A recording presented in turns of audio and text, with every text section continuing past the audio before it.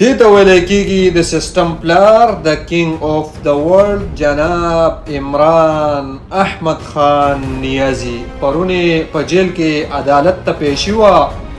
د جی ایچ کیو په حمله کیس کې عدالت ورته وی چې عمران خان نیازي دې حاضر کړی شي نو عمران خان نیازي ورته وفرمایل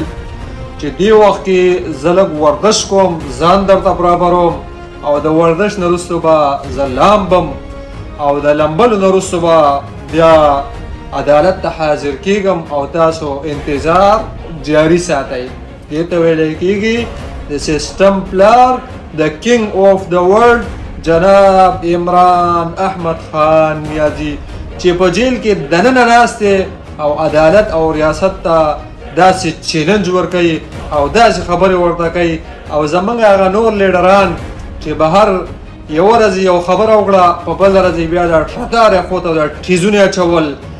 بیا یې معافیانې غوښتې. دې ته ویلی کېږي د سیسټم پلار عمران خان احمد خان نیازي.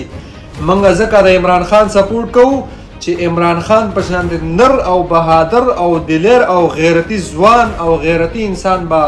په تاریخ کې پیدا نشي چې په جیل کې دننه ناست دی